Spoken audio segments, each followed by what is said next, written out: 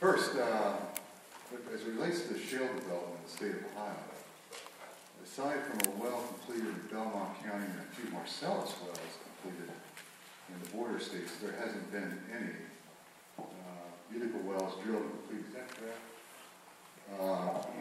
So the fast pace actually is involved around land acquisition and a few what's called stratigraphic tests, which are large science projects to evaluate the reservoirs down through the geologic column. As far as the fast pace is concerned, in the state of Ohio, there's well over 60,000 wells that are producing right now. There's been 250,000 plus that have been drilled over a 150-year history.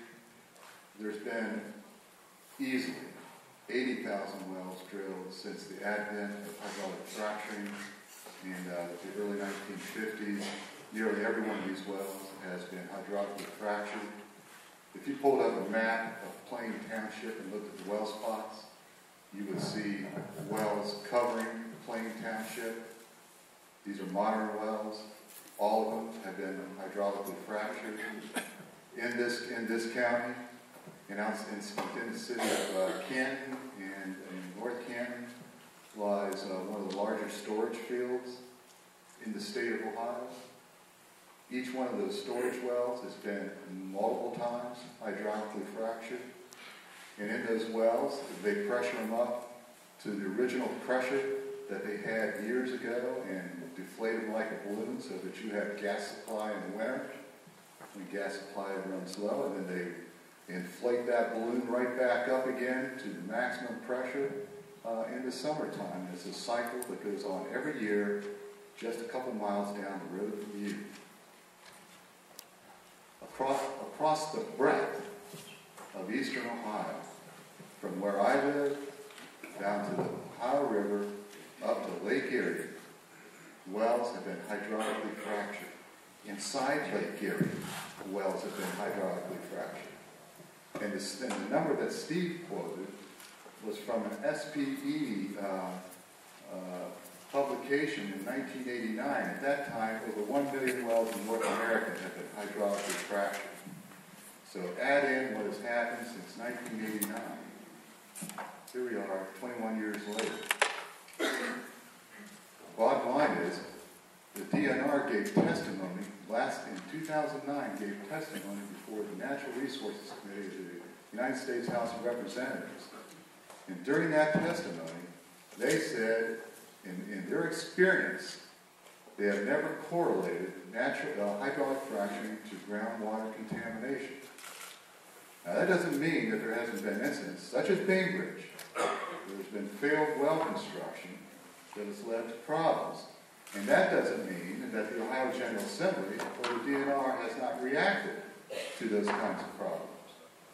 But to think of hydraulic fracturing as something new or exotic, they call it a drilling technique. It has nothing to do with drilling. It has to do with completing a well and putting it into production. It has zero to do with the drilling process.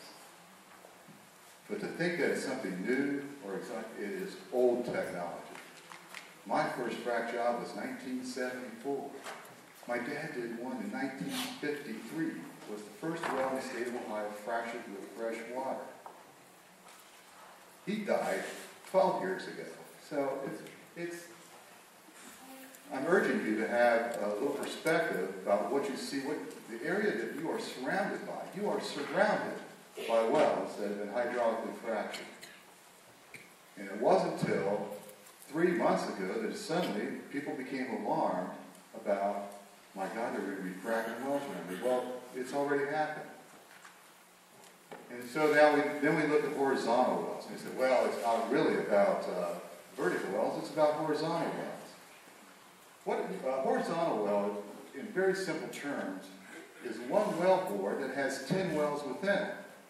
So instead of drilling 10 different wells, 10 different holes, 10 different strings of casings, 10 different drilling jobs, and 10 different frac jobs across the countryside, they have figured out technology to do it in one hole and minimize the surface impact and yet extract the maximum BTU which you burn in your homes. So I urge a little perspective on that whole process. When you go into new formations and new depths and new combinations of technologies and new chemical use, it is a different event. And the kind of drilling that has gone on to date, you know, we often say this is not your grandparents' drilling. This is much deeper. Utica is even deeper in most parts of the formation than the Marcellus. And you're talking about very deep and high pressures. This volume of water has never been needed. That's a whole other concern, just the quantity of water. And if we were going to look at the history too, in 2005, there was an exemption put in the Safe Drinking Water Act specifically for hydraulic fracturing, which exempts the industry from federal disclosure, across-the-board standard disclosure regulations. And the industry is fighting the reversal of that loophole very intensively. So that always begs the question, if it's so safe, then why are there so many exemptions that the industry doesn't want reversed and that has worked so hard to get? There was an exemption from the Safe Drinking Water Act.